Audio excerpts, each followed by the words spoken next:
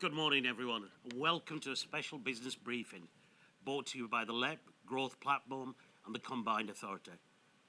It is my pleasure this morning to welcome our newly re-elected City Region Mayor, Steve Rotherham, to share with the business community his ambitions and plans for the City Region, and to explain to us what it means for us in business and how we can work together in partnership to deliver a stronger, cleaner and fairer economy. Steve has been re-elected as our Metro Mayor after 4 years with a clear majority and over 58% of all votes cast. A record for election in the City Region. I think I'm right in saying that, Steve. Which I think speaks volumes for the jobs that you've done for the whole City Region, including the business community during the last 4 years. It only seems yesterday that you were elected as our first ever Metro Mayor and walked into Man Island, into an empty office, a few desks, a couple of chairs and a computer. And in just a few short years, you have built the Combined Authority and the Office of the Metro Mayor into a highly respected and established fixture at the heart of our City Region that we know today. Building consensus on the best way to grow our economy and support our communities. And it has been a consensus, a true partnership, right from day one, working with me as the chair of the LEP, our senior executives and our sector boards. And as a full and active member of the LEP board, discussing, debating, determining how best to drive and support the economy and the way forward for the good of all of us. And if you look at the economic performance, the projects, programmes and investments backed in that period, it is clear that a huge progress has been made. Economic growth outstripped the UK, thousands of new jobs were created, and the status, credibility and investability of our City Region has been significantly uplifted. And then, of course, in March last year, the world was plunged into a global pandemic, the like of which we have never seen in our time. Lives and livelihoods were being lost in the thousands as the UK, like the rest of the world, struggled to respond to an unfamiliar killer.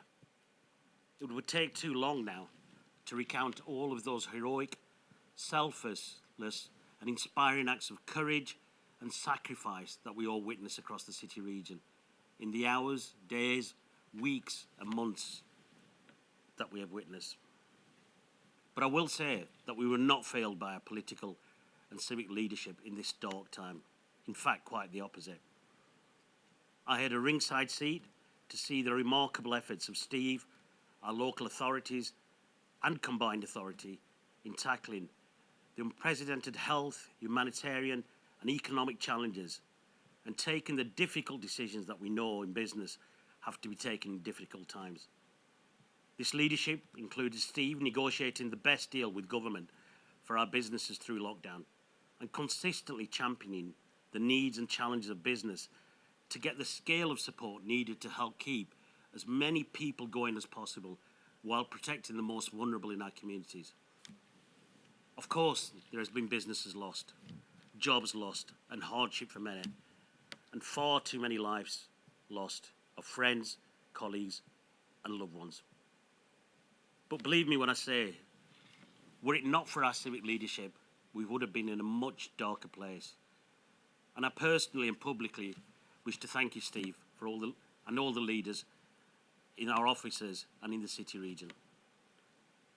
So thankfully now, our thoughts at last turn to recovery, to build a stronger, cleaner and fairer economy, adapting to new behaviours and challenges and opportunities as we take on a different world to that we have left behind in March of last year. The world has advanced a decade in the space of 15 months, and one that has become even more challenging for the most vulnerable in our society. To say the next 3 years will be some of the most important in our City Region's history is an understatement. They will set the direction for our City Region for the rest of the decade and determine whether we can accelerate the growth of our economy and life experiences of our people, or whether we just stand still, or worse, we fall behind. On both a personal and a professional level, I was delighted to see Steve re-elected. Not only was it a well-deserved validation of the great work done in the last 4 years, but the opportunity to build a stronger, greener, fairer future built on firm foundations with continuity and a genuine passion for collaborative working and partnership. We have much to be confident about, some amazing strengths, assets and capabilities. And we have the leadership we need to help us take advantage of these efforts and to realise our real potential. So I'm delighted this morning to welcome our Metro Mayor, Steve Rotherham, to share his vision for our city region and how working together we can realise that vision of a stronger, greener and fairer economy for all of us. Steve, over to you. Thanks, Stephen. Thanks for setting the scene so well. Good morning, everyone. It's a pleasure to be able to talk to you virtually today before hopefully we get back to something resembling normality in the coming weeks. As Steve said, coronavirus has been difficult for us all. And the fact that we've managed to develop and deploy an innovative vaccine in such a short space of time, with much of the research and production being done here in our city region, is a testament to our resilience and creativity. Let's face it, we'll need those characteristics by the bucket load in the next few years. In May's elections, despite some difficult local circumstances, people in every single part of our region overwhelmingly put their faith in me and my manifesto for change. That means we have an unbelievable opportunity ahead of us. We can be the authors of the next chapter in our region's long and illustrious history. How many people can say that? How many people can actually truly claim that they have the chance to leave their mark and shape the future of such an amazing, vibrant place? But I can't do it on my own. I need you to buy into the vision that Steve's outlined, then to back our delivery plans and support collaborative working across the city region to accelerate change. But before we look to the future, I hope you'll indulge me in glancing back at the past so you can understand the context to which we will be working. Our region has shown a remarkable resilience in its rich history, with an innate ability to keep bouncing back however often and however hard we've been knocked down. The football fans amongst you will be familiar with the phrase bounce back ability, but I think it perfectly encapsulates our never say die attitude locally. We are creative, resilient, entrepreneurial, and we stick together.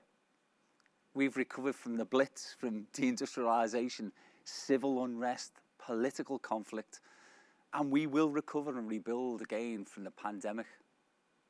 But in trying to convey the scale of the challenge ahead of us in the coming years, a lot of people have tried to draw comparisons with the 1980s. But I think they're wrong. In the 1980s, our region was on a downward trajectory. The docks had closed, unemployment was skyrocketing, and the region wasn't a place that people particularly wanted to come to visit or to do business in. If the pre-war years were our sepia period, then the 80s were our black and white years, with those familiar images of decline and dereliction. We lost more than 80,000 jobs and we're infamous for our skills and brain drain. But today, we're creating new opportunities in new industries of the future.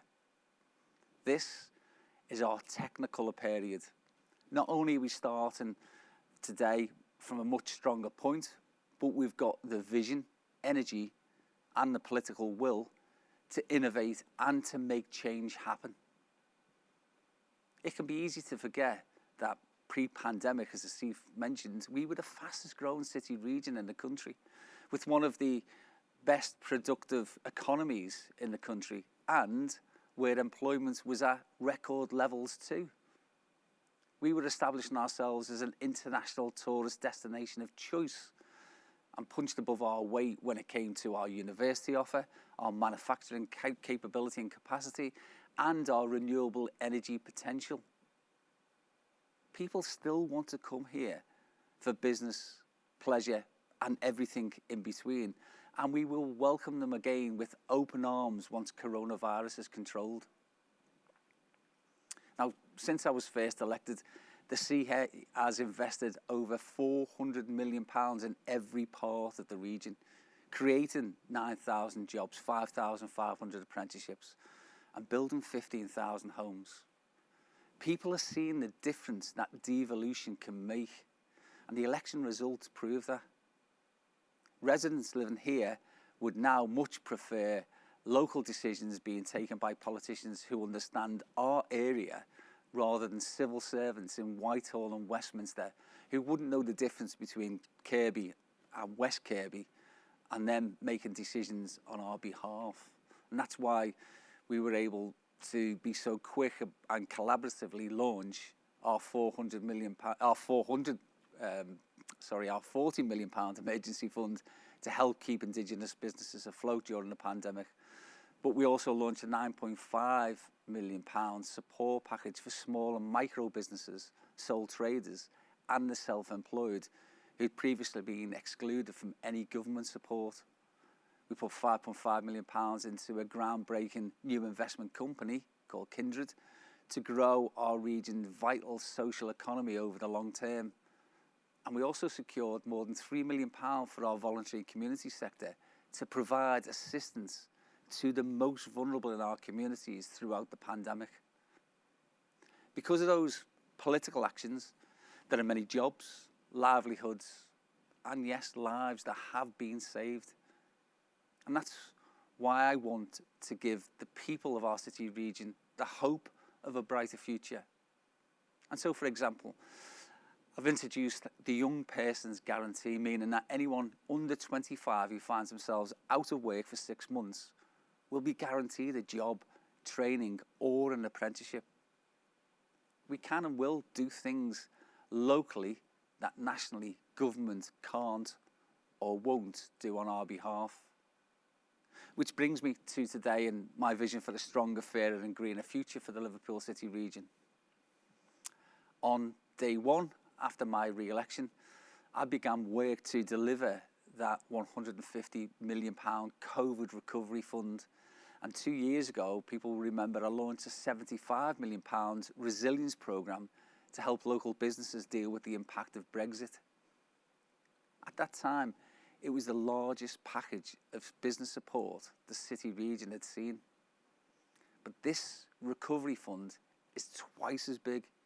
It is a massive investment in our future, and it is new money that will help us get a jump start on the rest of the country. We're investing in projects that will not only attract jobs and growth, but will make our economy fit for the 21st century and the future world of work, from Glass Futures in St Helens to the Hydrogen Economy Programme in Halton and the Knowledge Quarter in Liverpool, to name just a few. Alongside all of this, we also have a £1.4 billion economic recovery plan, which the government has described as the most ambitious that they've seen. It's up to them now to back it and unlock over £9 billion for the local economy, creating more than 120,000 jobs. That would be good news for us, but even better news for UK PLC and for HM Treasury. However, it's no good us making plans for the future if we're going to carry on destroying the planet, which is why I'm committed to doing everything we can to tackle climate change in the next 3 years. In doing so, we can position the Liverpool City region at the forefront of the green industrial revolution. Now, back in 2017, when I was first elected, I set an ambitious target for our area to become net zero carbon by 2040 or sooner, a whole decade before national targets. And in 2019, we went a step further by becoming the first combined authority in the country to declare a climate emergency. But those of you who know me will profess that I prefer action to words, and we are taking action, both at a macro level, but also at a much more localised level too. And that's why last year I launched the Community Environment Fund to help support small-scale projects to do what they can in their little bit of the world to tackle climate change. We all, of course, have a moral and ethical duty to save our planet. But it's not all about altruism. In doing so, there are also massive economic opportunities for us. For example, we've made huge strides in developing the Mersey Tidal Power Scheme, a multi-billion-pound project that could produce enough clean, renewable energy to power up to 1 million homes. This would create thousands of jobs and make our city region a world leader in tidal technology, which would be good for the planet, but good for our prospects too. Taken with our existing strengths in hydrogen, wind and solar power, we have the potential to become Britain's renewable energy coast. And I want a public transport system that reflects our green credentials.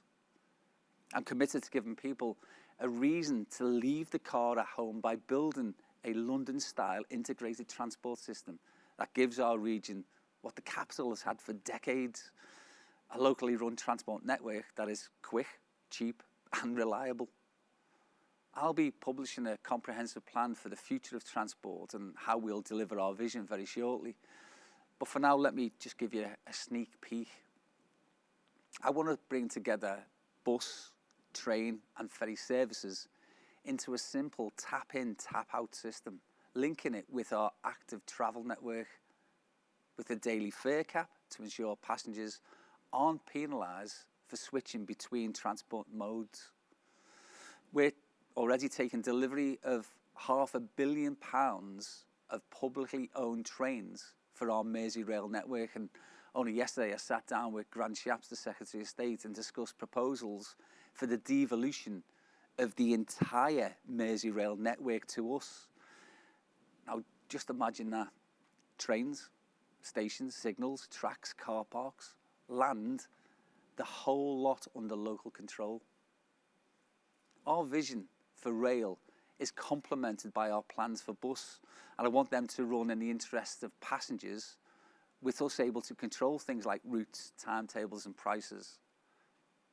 Added to all this is our investment in a 600-kilometre network of walking and cycling routes, which will connect to the wider public transport network, so that by 2030, transport will look and feel very differently to the one we have today. And so in fact will the whole Liverpool City region. Our digital project will connect the Hartree supercomputer in Halton to the transatlantic fibre optic cables in Southport, and work is well underway. This will be a game changer in attracting new businesses to our area, and with clean, green, renewable energy and ultra-fast broadband speeds, we could truly transform our economy and our economic fortunes. And alongside all of this is the unknown potential of free port status, which we've recently been granted. So in the years to come, I hope that people will look back on this time as a significant one in our history, a time when we chose to make our economy fairer, our region greener, and our society stronger. And I'm really excited to do my bit to usher in that period, and hard work has already begun. I'll do everything I can from my end, and you can and hopefully will help me by joining us on this journey. In the coming weeks, months and years, I look forward to speaking and working with as many of you as possible to help make that vision a reality. So let's begin the work to get our city region moving again with nobody left behind. Thanks. Thanks, Steve, for that clear, focused and inspiring vision, the sort of economy we want to build here in the city region. I'm sure every business here with us today will be delighted to hear that focus is just not on delivery, but accelerated delivery of the projects and programs that will make a difference both to the business and to our communities. I think the focus on three core principles of stronger, greener and a fairer economy get the balance just right. We must build on our strengths, increase our productivity and our global competitiveness as the platform for growth. This growth must equally be greener and fairer for the benefit of our people and our planet. So what's the role of the LEP and the growth platform in this new phase of recovery and growth? Well, I think it's pretty straightforward. As a LEP, we provide a bridge between the private and public sectors. Our role is to help inform and shape the policies and strategies of the combined authority and the city region through the knowledge, experience and expertise of the business community. And in particular, those key sectors that will drive our growth and our productivity over the next decade. You should know these sectors well by now. Advanced manufacturing, health and life sciences, digital and creative, visitor economy, professional services, clean growth, innovation and the built environment. And not forgetting port and logistics and the opportunity of promoting a Liverpool city region free port to a global audience. And for all of us in the LEP, it is our role, responsibility, and I would say our privilege, to convene and support boards for each of these sectors, together with the Freeport, setting out the needs, opportunities and priorities for anything from investment to infrastructure and skills, providing a unique and unparalleled breadth and depth of knowledge and understanding from the 20 or so business, college and university leaders that form part of these boards. We'll continue to bring this expert insight to the evolution of strategy and importantly its translation into delivery, into projects and interventions that would deliver impact in our economy, working in partnership with Steve and his CA and LA colleagues. And so we come to the role of the growth platform. Steve and I established the growth platform jointly between the LEP and the CA to help strengthen, simplify and coordinate the business support ecosystem for the city region. In short, to make it easier for business to start, grow and invest in the city region. In the 2 years since inception, it has become firmly established in this role, working with a wide range of business partners from chambers of commerce to colleges and universities to turn strategy into delivery for business. So growth platform has a huge role to play in helping to realise the Metro Mayor and city region's agenda of a stronger, cleaner and fairer economy. I will shortly invite Growth Platform's Managing Director Mark Basnett to set out some of the ways Growth Platform will be helping business to deliver this agenda through its work in the coming months and how business can get involved. Before I do that though, I would like to introduce the chair of one of the city region sector boards managed for the LEP by the Growth Platform, Melinda Coote. Melinda is the newly appointed chair of this, our newest board, ably supported by Amanda Lynn as the deputy chair, who many of you will know has been a pioneer in this agenda for the LEP for almost a decade. Melinda, I know you've only just been appointed as chair, but given how important this board is to the city region's cleaner agenda, it would be great to hear your thoughts on the opportunities for the sector and how you and your board can help support this vital agenda for the city region over the next 3 years. Melinda.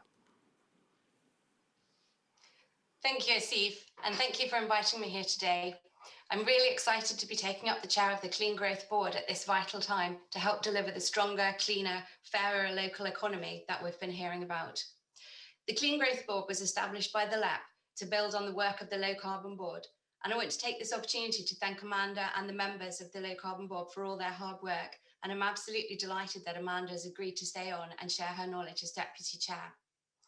Our remit is to draw on the business expertise to inform and guide the city region to a productive, competitive and sustainable pathway to carbon reduction and our Metro Mayor's commitments to be carbon neutral by 2040. We should be in no doubt that not only is clean growth an area in which we have to take action, as my teenage daughter is constantly reminding me, we are but stewards of our environment for the next generation.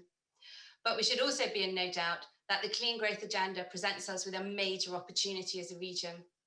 The Liverpool City region can play a leading role in creating new sources of prosperity by both greening growth, by supporting and working across all sectors of the economy as they transition their processes and procedures to low carbon, as well as growing green by supporting, enabling and nurturing the clean green sector with a focus on the sectors where we need to make the biggest difference and have the biggest opportunities: energy, transport, housing, industrial and commercial decarbonisation.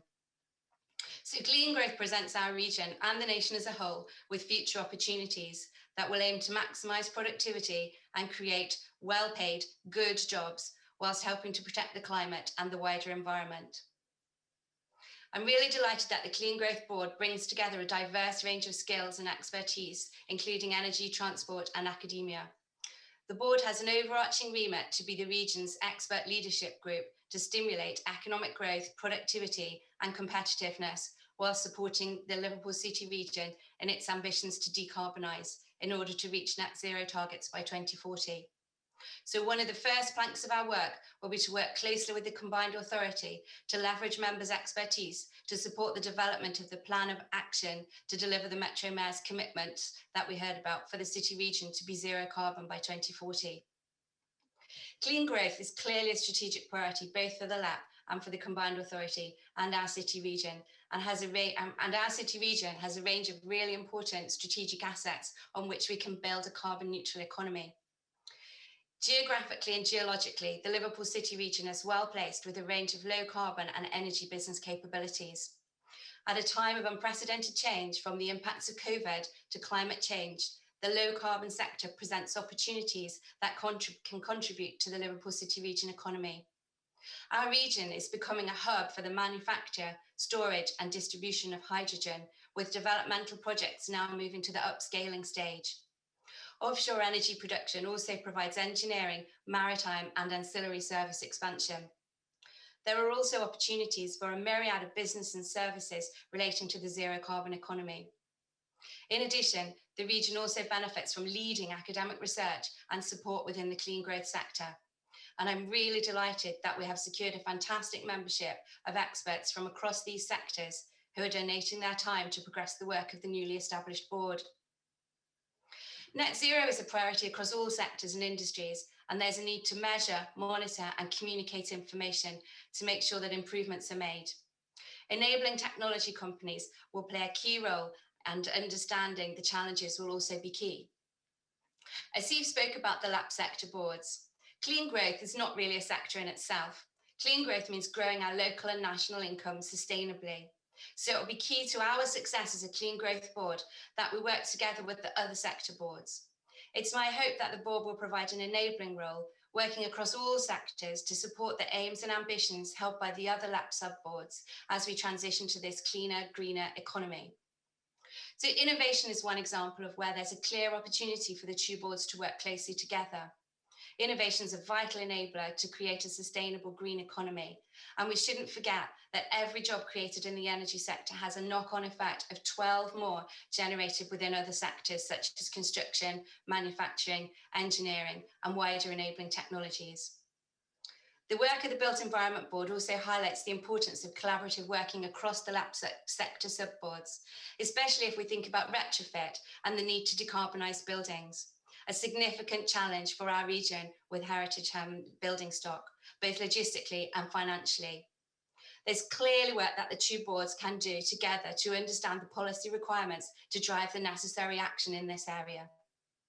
So overall, my aim for the Clean Growth Board is that we'll focus on acting as a strategic enabler for sustainable business, that we will leverage the combined expertise of our members to identify policy barriers and enablers and support our region's policy development to mitigate climate change, whilst accelerating our dynamic, competitive and world-class region, both for existing and emerging businesses across all sectors as we build forward towards a zero carbon sustainable future.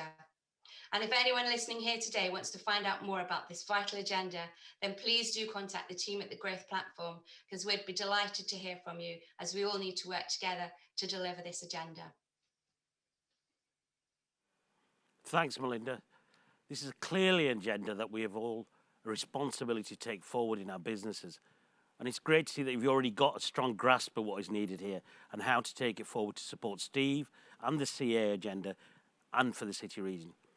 Over the next couple of months, we were looking to hold a separate event focused on this topic alone and how we can work together to drive this agenda forward. I'd now like to welcome someone who needs no introduction to most of you, Managing Director of the Growth Platform, Mark Basner, who's going to take us through our growth platform, will be working with business to help deliver this agenda. Over to you, Mark. Great, thanks, Asif. Good morning, everyone. Great that you could join us this morning, and big thanks to the fantastic team here at MSP Studios who make all of us look as good as we possibly can do. Nice one, guys. Definitely well worth using these folks if you need to do this sort of event going forward in the future. I just want to spend 5 minutes or so trying to bring to life how our rolling growth platform can try and make Steve's vision and agenda for the city region really work for business. That's our job in growth platform. So if you just bear with me, I've just got a couple of slides I'll take you through, as I say, just for a few minutes, and then we'll go into a question and answer session with Steve, Asif and Melinda. So just to reiterate, Asif kind of touched on it there. What's the role of growth platform? What's our purpose? And it's very simple. We're just about turning a strategy into action. It's that translation piece. As Steve said, he's about action. It's about seeing things happen on the ground, and that's our job in growth platform. Not for the whole agenda. Obviously, Steve touched on transport, for example. Not our area of expertise, but certainly in terms of the business ecosystem. Our job for you in business is to help simplify and strengthen that business ecosystem. That's what we're here for as an organisation. And simply just to make it easier to start, run, grow, and ultimately invest in business. So look, that's what we're here for. That's what growth platform's about. And some of you will have heard of us and have worked with us, and we're delighted that we have so many partners who contribute to our work both financially and in giving us guidance and steerage in that space. But hopefully you'll be hearing a lot more about growth platform over the course of the coming months as we start to grow into some of that critical area that Steve has talked about in his speech this morning. So touching on those three themes, how can we bring those three themes that Steve articulated to life? Stronger, greener, and fairer. It's probably fair to say that most of our focus as an organisation is in the first of those categories. Our job is very much to try and drive the economy, to drive productivity, to drive employment growth, and work with businesses to move things forward. So I want to touch on some of the things that we'll be doing in the course of the next year or so that are specifically geared around Steve's agenda of a stronger economy. And one of those things that we hope to be launching with the CA's backing over the course of the next month or so is a high growth business program to identify and work with the larger companies and the higher growth potential companies in our city region. So it's many in our key growth sectors, but others beyond that. To work with them to identify how they can accelerate their growth, how they can become stronger organisations, and take advantage of the raft of resources that Steve talked about, the £150 million recovery programme of funding that's available, not just to big infrastructure projects like Glass Futures, etc., and the digital network that Steve's building here in the city region, but also into business support schemes like Future Innovation Fund and the Flexible Growth Fund, and some new initiatives around seed funding and Liverpool Ventures, which are new and to come, and we'll talk about with you in the weeks to come. So we're in that space of higher growth and improving productivity, digital and innovation programs. We're blessed with having the fantastic facilities at Daresbury and Hartree here in the city region. And many of you seen in the news just last week that with backing from the CA and others, there's now a £200 million programme with IBM and STFC there to work with business to drive innovation and digitisation amongst businesses. And we'll be working very closely with the team at Daresbury to help bring that to life. We're also about to sort of drive forward a new initiative, again backed by the Combined Authority. We're in detailed talks on that at the moment to expand a finance hub for the city region. Access to finance is a really critical part of the growth journey, and many small businesses particularly find it confusing and difficult to know where to go to. The resources that used to be there in the banking system, unfortunately for smaller businesses, just aren't there in terms of bank managers and relationship managers.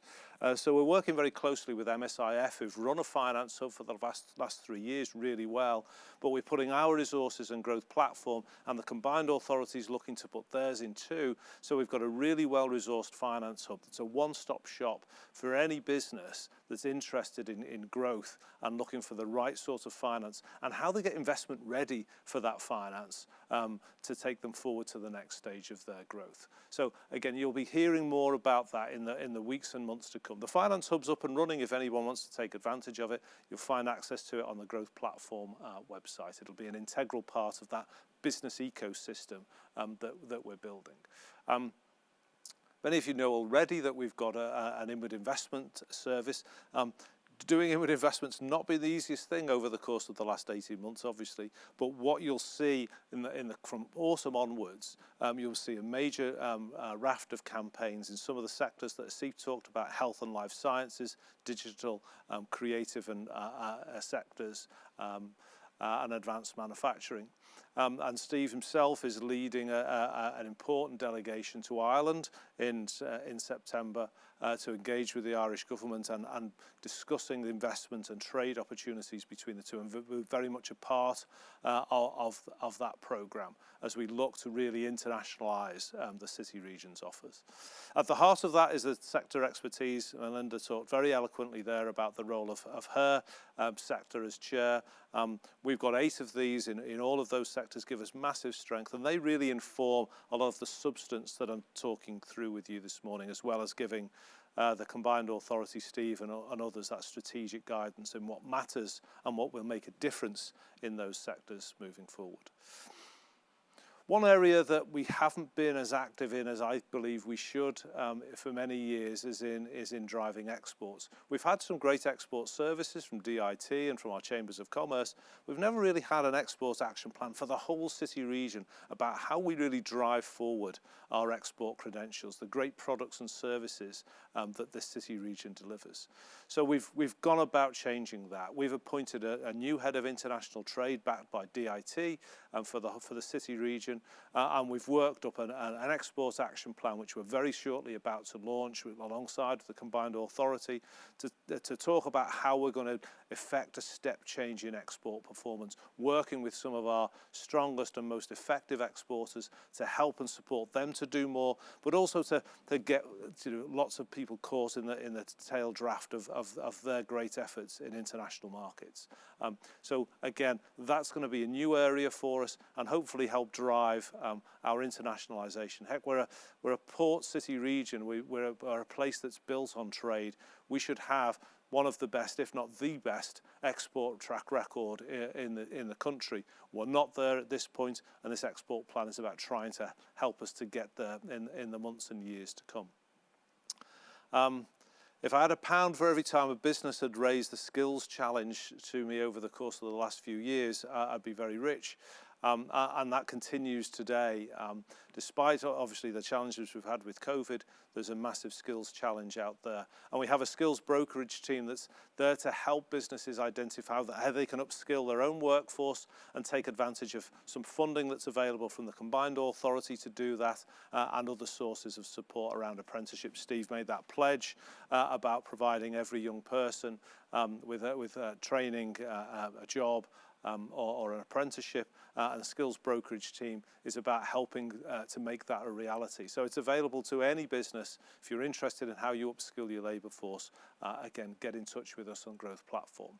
And finally, just Steve and Steve both touched on the Preport, perhaps the newest thing in our orbit. We've been given the responsibility with the combined authority to recruit the board for Freeport, a chair and private sector members to go with public sector, port and university members on that board over the course of the next 6 weeks or so.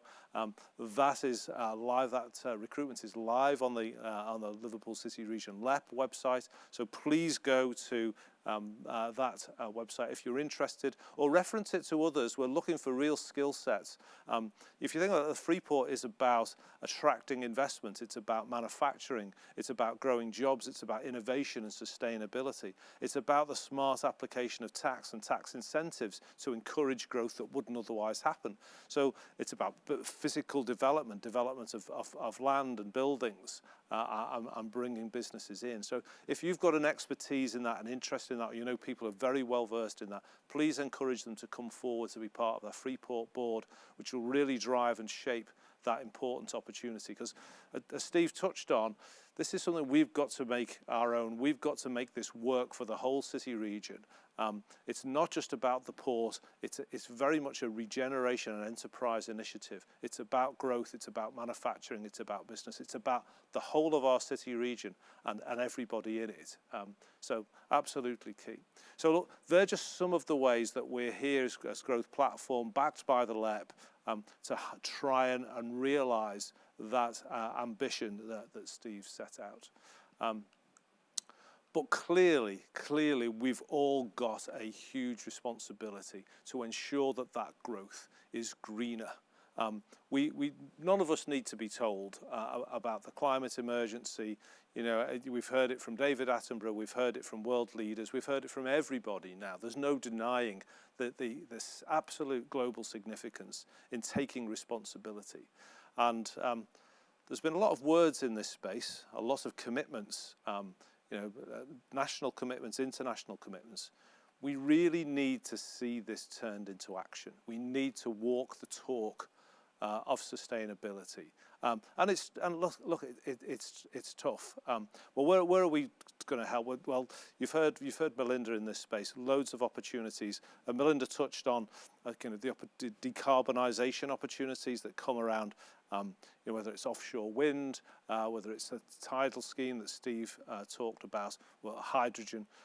We're really going to help publicise and communicate those opportunities for our businesses to get involved in that, to understand what those opportunities are. But it's absolutely vital that we develop much greater carbon literacy. What we get told by businesses, they're keen on this, they understand this. We've all watched Planet Earth, we've all listened to David Attenborough.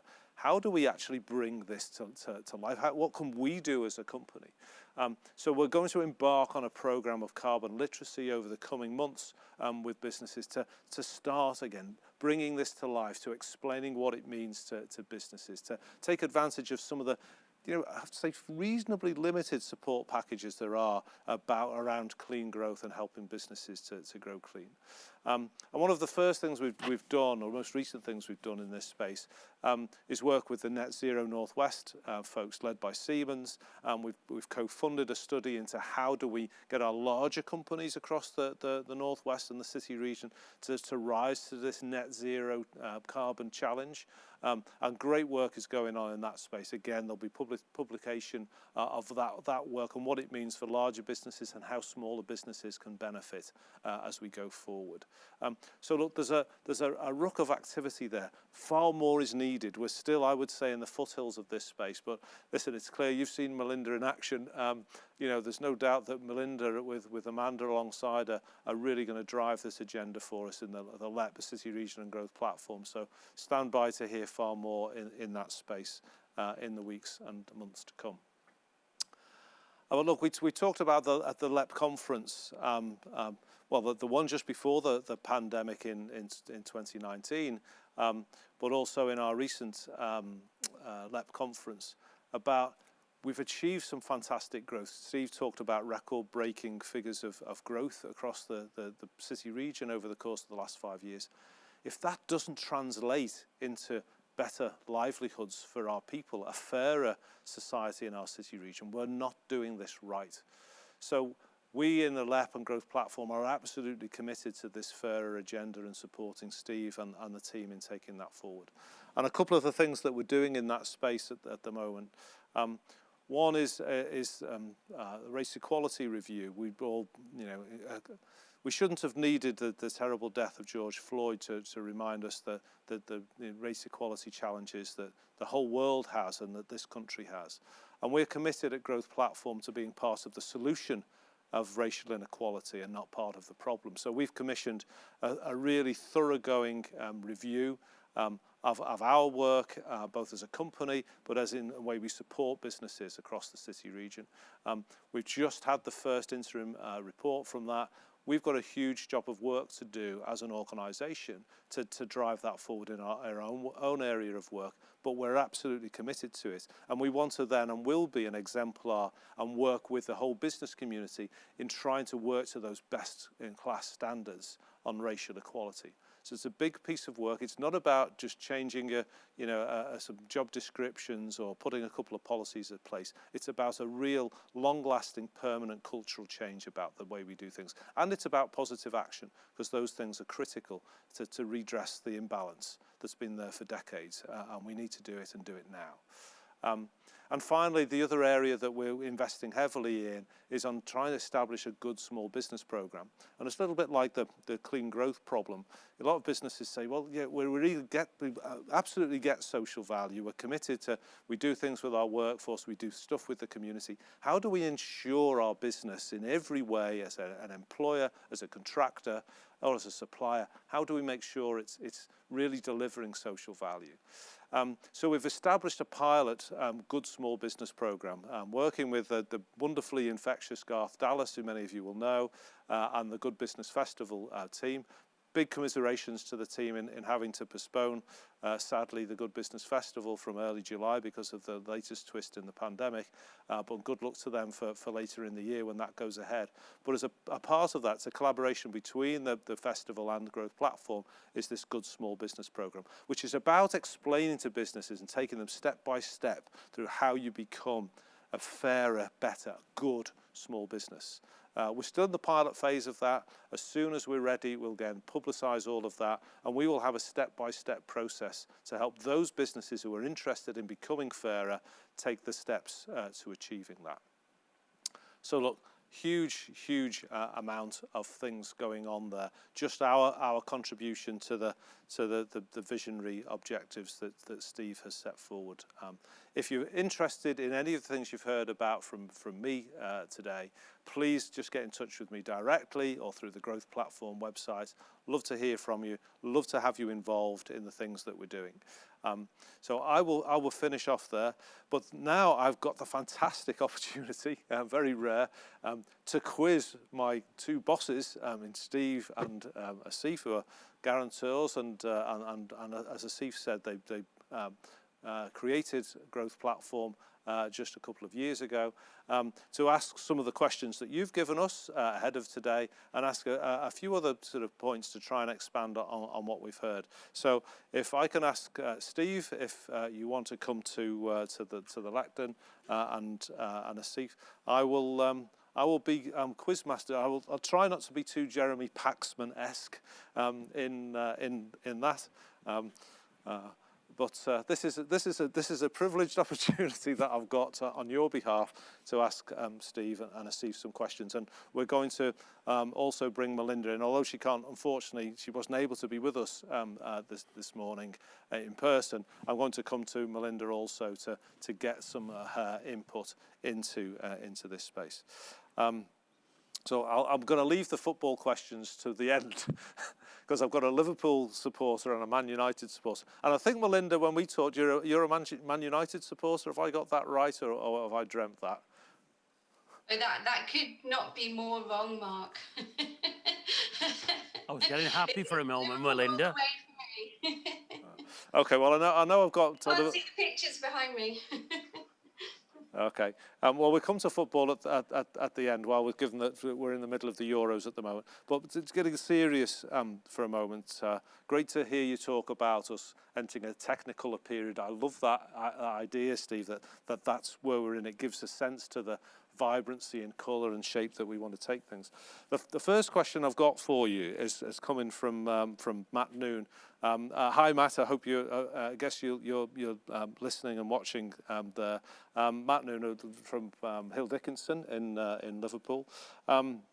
And what Matt's asked is that he's saying a key challenge for a lot of Liverpool City region businesses is having people bandwidth in the sense of being able to attract and retain workforce talent with the right skill set to enable businesses to grow. And we're seeing this from a growth platform perspective all the time. So Matt's asking, how can we do this better as a collective in the city region and help each other so as to ensure this does not become even more of a barrier to growth than it is at present? And what support can the CA given in that regard? So it's a long question, that hopefully it's a great question, isn't it? But it's a great question. Yeah, it's a great question because Matt, probably like myself and Asif and Mark, every conversation that I seem to have with businesses ends up with a discussion on skills and skill shortages and the problems that we have of trying to get the right type of skills for the right types of businesses, and it's different in different parts of the country. But I keep on saying to central government that if they were to truly want to work in partnership with us, we could make huge inroads into the issues that we have in the Liverpool City region. And I think everybody would agree that the people in our city region are no less talented than anywhere else. In fact, I'd conversely argue that probably we have more talent. And what we need is opportunity. And that's where the government working with us could really help, because we know with our investment opportunities that we're going to create the need for skills that aren't currently in the pipeline. Because, for instance, if we were to get the Mersey Tidal project off the ground, it's a bit strange, in the water, what would our skills needs be for developing that project? And they're not the same as they are now. So there's only a combined authority working with the LEP who can fully understand what the economic needs and the skills demand for that economic need would be in any given period. And DFE are just so intransigent and probably the most centralising of all government departments. And they'll know this, even if DFE are watching this, they'll know that I've been critical, even to the Prime Minister, to try to get a grip of this department. Because if they were to devolve certain things, so for instance, we have an apprenticeship levy, and we all know that there are billions of pounds that are being raised, and that's supposed to help with the skills pipeline. And it's not being used appropriately, I don't think, at the moment. And there are plenty of businesses who aren't using their skills levy funding. And we could pool that in the Liverpool City region to get people of the right calibre that these businesses need. So that's what I genuinely want to try to do. We're using our adult education budget, £54 million, to try and do stuff at a certain stage of people's lives. But there's not enough to reskill and upskill so that people can retain and retrain their staff. And that's what we want to do in the city region. But discussions will be ongoing, no doubt. I'm just wondering, while we're on this skills point, whether I can jump to Asif and ask Asif a question. This came up. There was the Built Environment Board yesterday, and Sue Patterson, from many of you will know Sue from Morgan Sindall, was on that Built Environment Board, and she's leading the skills strand. And she was saying, look, said to me, look, there's a lot of different organisations in the city region, but as you're chair of the Employment and Skills Board, can you advise who's going to lead on skills and business need for the city region? It's kind of picking up on Matt's question, I think, a little bit, as well as a specific question. Yeah, thanks for that, sir. I think, the idea is, and I can tell you this, being in business, is we want to simplify the landscape. And we've been trying to simplify the landscape for many, many years. And I think now where we are, skills is a key factor, not just in our city region, but nationally and across other areas of the world, I think, as well.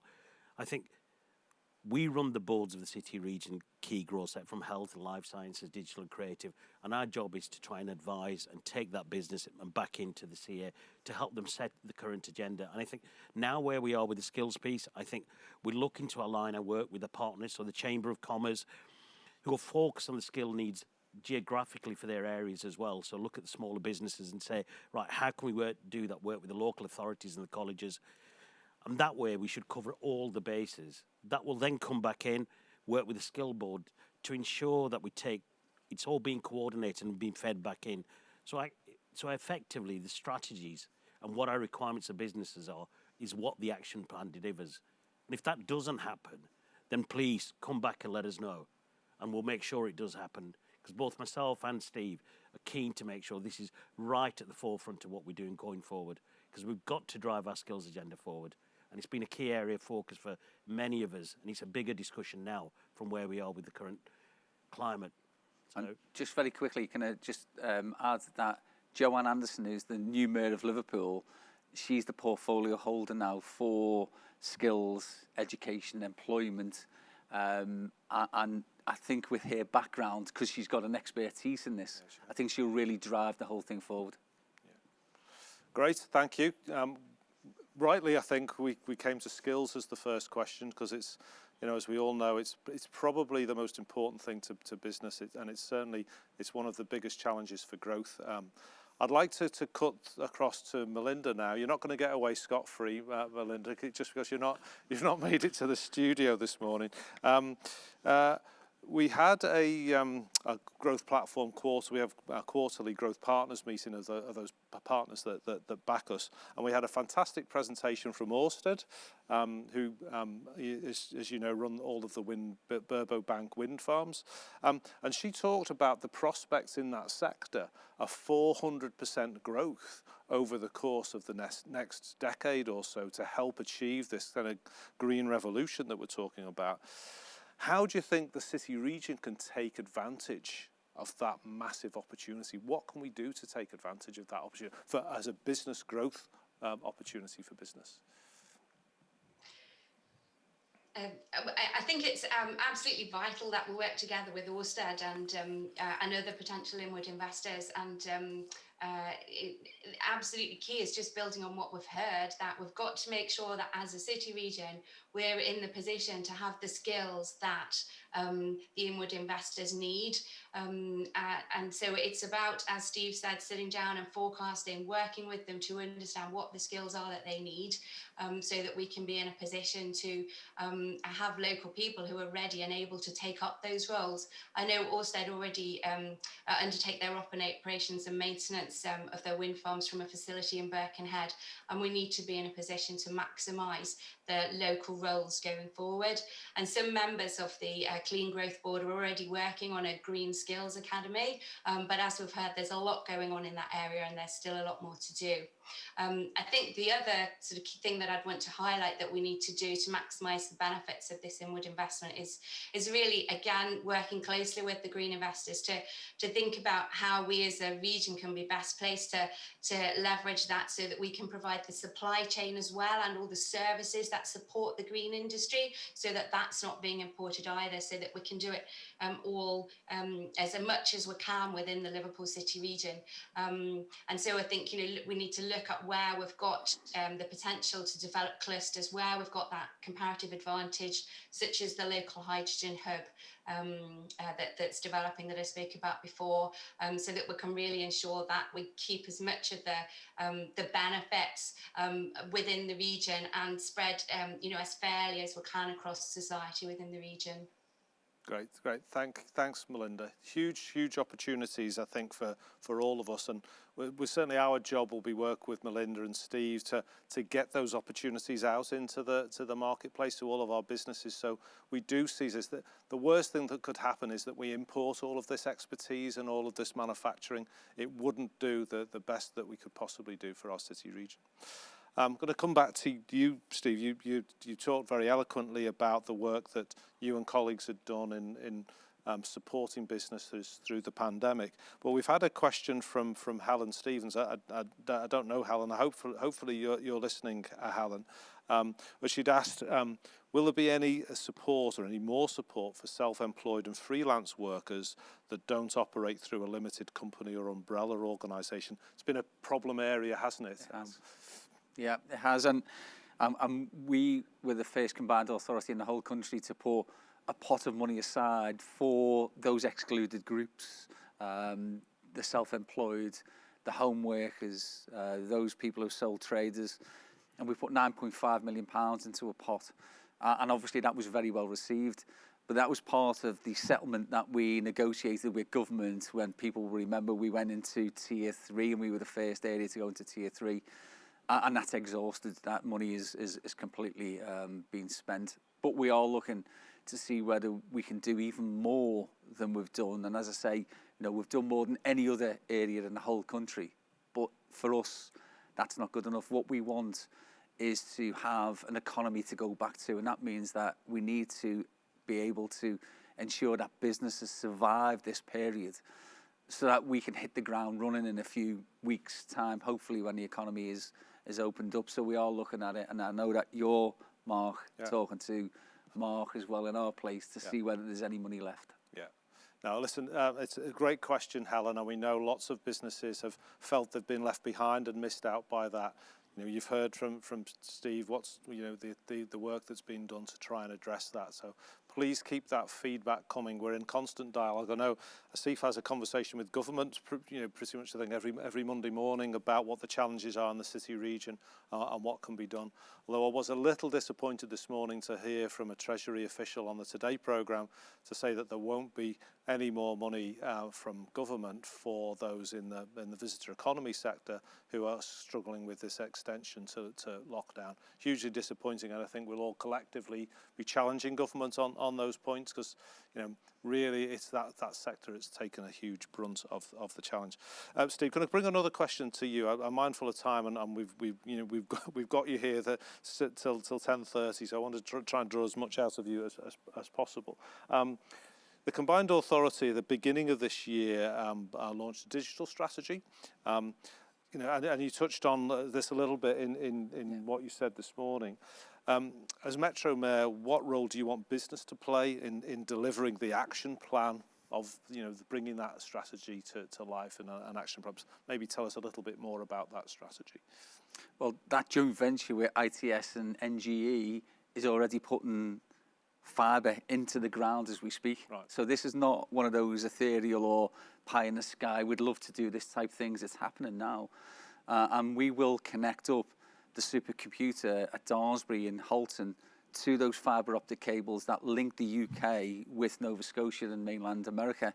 And the idea is to create this digital loop that creates the capacity for big data analytics, but also gives us ultra fast speeds. And really I'd throw the question back and say, what do you think that businesses can do to exploit this opportunity? Because we need entrepreneurs to come forward. If you have a look at what happened in Chattanooga, if you have a look at what happened in Shoreditch, the infrastructure is one thing, but idea creation comes from entrepreneurs. It'll come from people hopefully watching this. It'll come from young people in school now who will be walking into jobs that haven't yet been created. And we want this system, this loop, to really give us the outstanding opportunity that and green energy will provide, because that's what big companies are saying that they need. They need super fast, ours ultra fast speeds, and they need a significant resource of green energy, and the Mersey will provide that for us. So if we can do those two things, I think we can go stratospheric. Great, so there you go, you heard it from Steve. There's a challenge there for us as a business community. Steve's investing on the ground now, as he said, producing something like 220 kilometres of dark fibre across the city region, connecting the really important poles and opportunities like Hartree and the Hibernia connections to Nova Scotia. How can we as businesses take advantage of that? What opportunities does that give us? I would urge anyone who's interested in that to get in touch with us at Growth Platform, possibly get in touch with Paul Corcoran, who chairs the digital and creative board in this space, very active and engaged. Or Ian Mayer, who's the portfolio holder. Or, of course, our good friend Ian Mayer, who's the leader of Sefton, who's the portfolio holder for digital. Thank you for reminding me, Steve. And if any business has got ideas in that space, please come to us and let us know. I'm going to have one more question for you, Steve, before I jump back to Asif and Melinda. It came up earlier in some of the things I was saying, and we were kind of, to some extent, followed you on this. As Metro Mayor, back in October, you launched the Race Equality Programme. Can you give us a bit of an update on what progress has been made and perhaps what you hope to see as a result of that work? Well, I noticed in your comments you talked about George Floyd, and I think everyone's familiar now with the circumstances that Black Lives Matter came about, the tragic events over in America. But of course, in our own country and certainly in our own city region, we have had opportunities and have failed, I think, to tackle institutionalised racism and structural inequality. And the idea of having a commission was that it was a genuine attempt to address some of those failings. And it's not one of those things that will just happen and then go away and it'll be forgotten about in a few years' time. We actually now need to tackle those areas of discrimination in our economy at every level. And so, for instance, within our own organisation, the Combined Authority, we've done a thorough trawl of what we do and the type of makeup of our staff and the opportunities within our organisation. And we're expecting others to do that. If people want some of our money, and people do, then I believe then they should also, as organisations, as businesses, be tackling some of the problems that we have societally.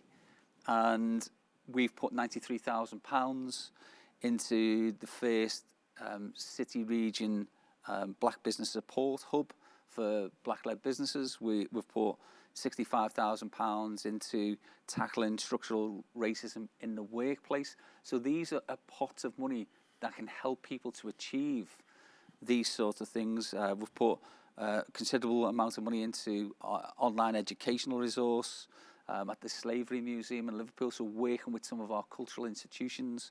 There are lots of ways in which I think we can really start to tackle some of the long-term structural problems that we have, which for far too long people have toyed at and said they were going to do something about. And I think we genuinely will over the next few years. Of course, working with the LEP and others. Yeah, thanks, Alan. I know I don't look old enough, but I've been around this space since the late 80s. And we've gone through a couple of waves of initiatives of trying to tackle this challenge, but it's still there. So we completely back you in terms of trying to take that forward. And I think we've all got a huge responsibility to play in this. And again, for business, the role we want to play is we've got to learn ourselves how we really get this right, and then we want to share with everybody those messages and to help you get that right as we go forward. We all need to be part of the solution. If people have got ideas, because that's what, please bring them forward. Lorna Rogers would love to hear from us. Paul Corcoran as well is involved. Elaine Bowker. There's lots of really good people.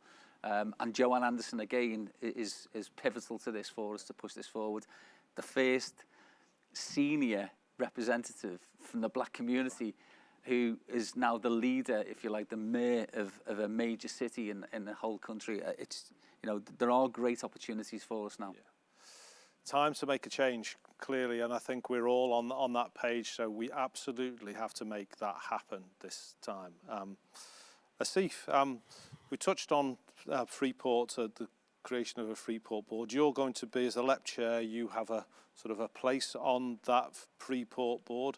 Can you talk a little bit about what you hope that project is going to deliver for the city region, and who are you looking for to join you on that board? What sort of talent are you hoping to join us? Well, actually, the Freeport board now is taking shape. We put out a call yesterday for people to come forward. You don't necessarily, a lot of people sit back and say, well, I haven't got the experience of working in a board, but they've got experience of innovation, investment, technology, tax advantages, tax incentives, regeneration. So you know, we're actually putting a call out to anybody who wants to help shape forward, which will be a fundamental change in the whole strategy of the Freeport and how we can drive that forward and how it can improve our economy. So my shout out to everybody out there who wants to be involved is please look at the LEP website, look at the Growth Platform website, please put yourself forward, and we'll have a discussion. Let's see how you can be part of this exciting journey that's going to be ahead of us now. So the call out, Mark, is to anybody who's got expertise.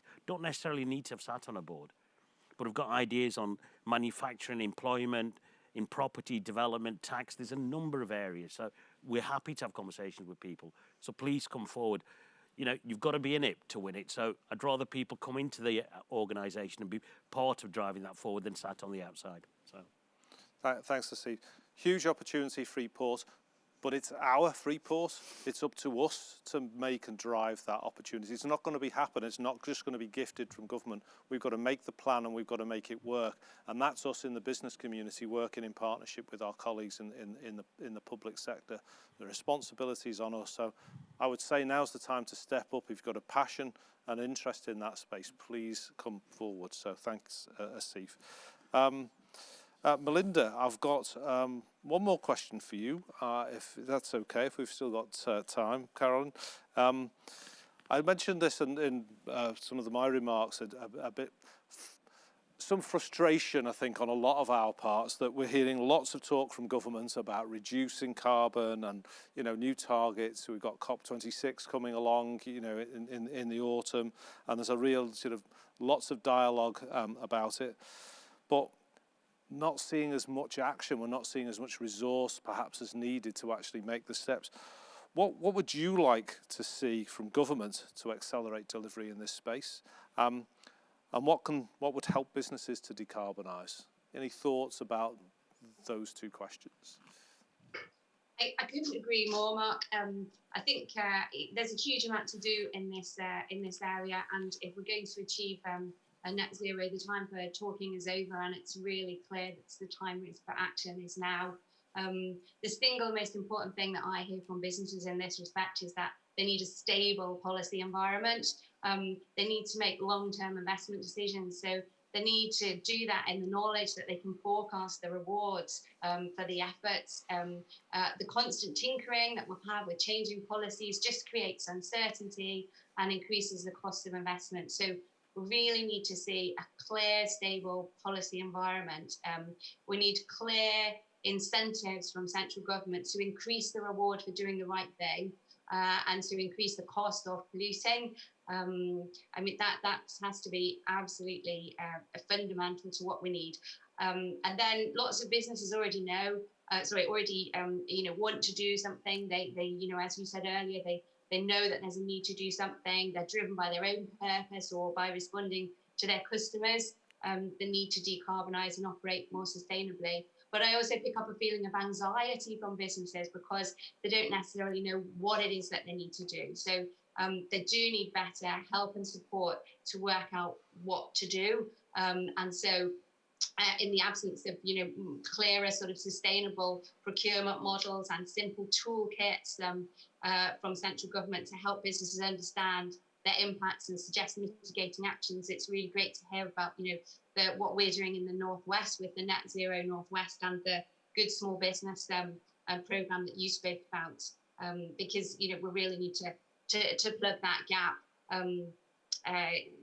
I think there was a National Audit Office report in about 6 months ago on the government's approach to achieving net zero, and it came to some really clear conclusions that the government needed to really step up and do a lot more to spearhead a concerted national effort, and that has to be starting with engaging much more clearly the messaging and the incentives really, really constructively with everybody who needs to play a part, because we've really got to get central government to inject that necessary momentum to deliver this agenda. Great, thanks, Belinda. I agree with everything that you said. We're going to love working with you on this, because absolutely agreeing with everything you said. Look, we've run out of time. I did promise some footy talk. So one word answer: City, Liverpool, United, or Everton. or somebody else for the Premiership. We've just had the fixtures released. Steve, I think I know what you're going to say. Well, one of them. one of them. Steve, are United going to make? Are they going to bridge the gap? Are they going to bridge the gap? A bet to say that it would be Liverpool United, but I actually think it could be a year for United. It has to be a year for United. So I think there should be a wager on which team finishes high. Melinda, have you got a team to throw into the mix? Are you going to support Everton for the Premiership in the coming year? Well, my father-in-law would love me to. He's a staunch Everton supporter, but my husband is a staunch Liverpool supporter, so a little bit torn there.